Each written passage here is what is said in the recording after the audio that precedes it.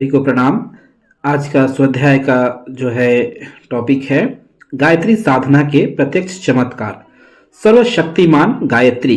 गायत्री, गीता, गंगा और गौ यह भारतीय संस्कृति की चार आधारशिलाएं हैं। इनमें सर्वप्रथम स्थान गायत्री का है।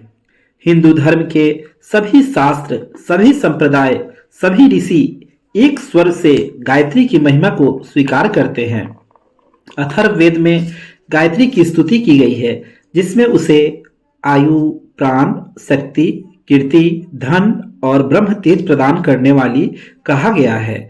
विश्वामित्र ऋषि का कथन है कि गायत्री के समान चारों वेदों में कोई मंत्र नहीं है।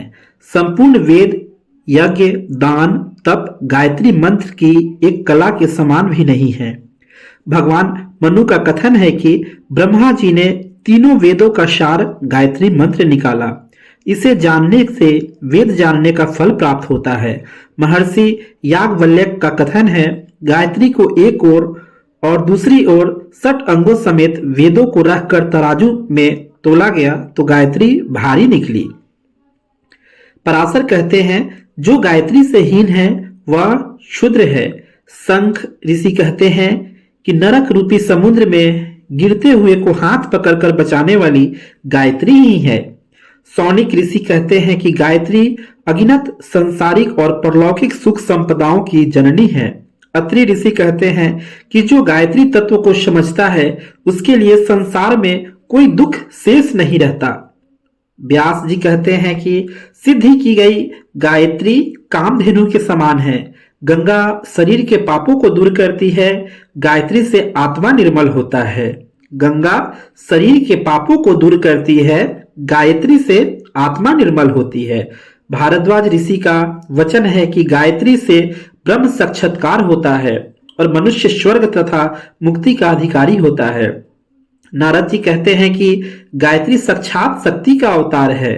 वशिष्ठ जी का मत है कि मंदमती और कुमारगामी भी गायत्री के प्रभाव से उच्च पद को प्राप्त करते हैं।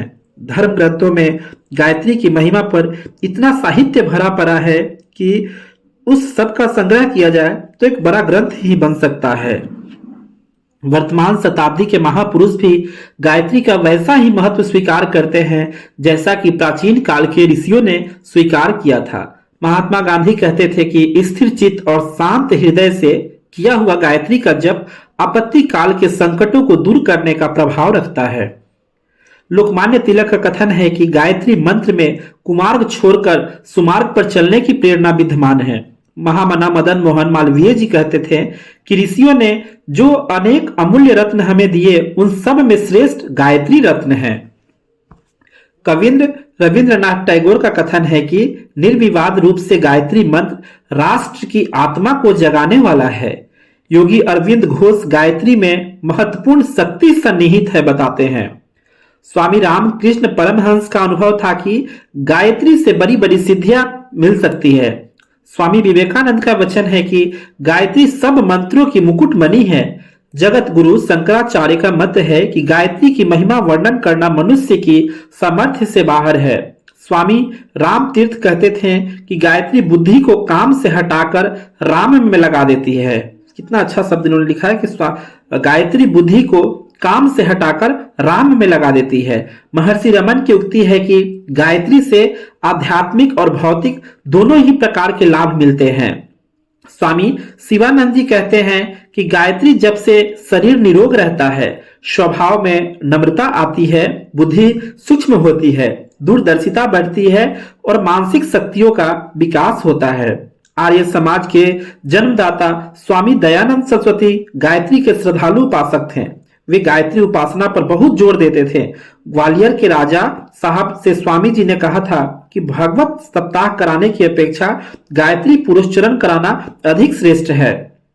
श्री स्वामी दयानंद ने कई स्थानों पर विशाल गायत्री अनुष्ठानों का आयोजन कराया था, जिनमें 40-40 विद्वान ब्राह्मण बुलाए गए थे। गायत्री भूलोक की कामधेनु है। इसका आश्रय लेकर मनुष्य उन सब कामनाओं को पूर्ण कर सकता है जो उसके लिए उचित एवं आवश्यक है। इसे अमृत भी कहा है क्योंकि यह आत्मा की समस्त क्षुधाओं पिपासाओं को शांति करती है। वह भवबंधनों के जन्म मृत्यु के चक्र से छुड़ाने की सामर्थ्य के परिपूर्ण है। गायत्री का आंचल पकड़ने वाला व्यक्ति कुछ से कुछ बन जाता है, इसलिए उसे पारसमणि भी कहा गया है। चाहे कोई गृहस्थ हो या विरक्त, पुरुष हो या स्त्री, बालक हो या वृद्ध, गायत्री उपासना प्रत्येक द्विज का आवश्यक धर्म कृत्य है। उसकी उपेक्षा करना अपने पुनित धार्मिक कर्तव्यों से च्युत होना है। गायत्री मंत्र से आत्मिक कायाकल्प हो जाता है। इस महामंत्र की उपासना आरंभ करने से ही साधक को ऐसा प्रतीत होता है कि मेरे आंतरिक क्षेत्र में एक नई हलचल एवं रद्दोबल आरंभ हो गई है।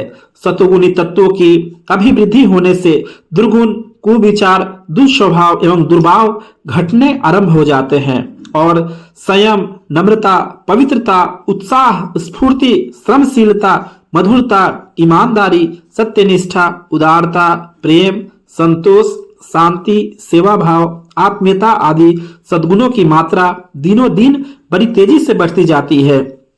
फलस्वरूप लोग उसके स्वभाव एवं आचरण से संतुष्ट होकर बदले में प्रशंसा, कृतज्ञता, श्रद्धा एवं सम्मान के भाव रखते हैं और समय समय पर उसकी अनेक प्रकार से सहायता करते रहते हैं।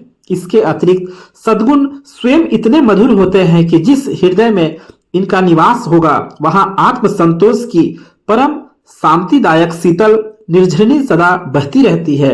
ऐसे लोग सदा स्वर्गीय सुख का आस्वादन करते रहेंगे।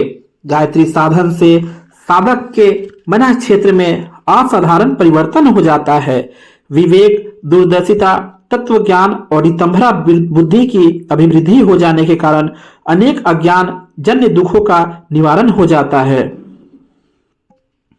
प्रारब्धवश अनिवार्य कर्म फल के कारण कष्ट साध्य परिस्थितियां हर एक के जीवन में आती रहती है।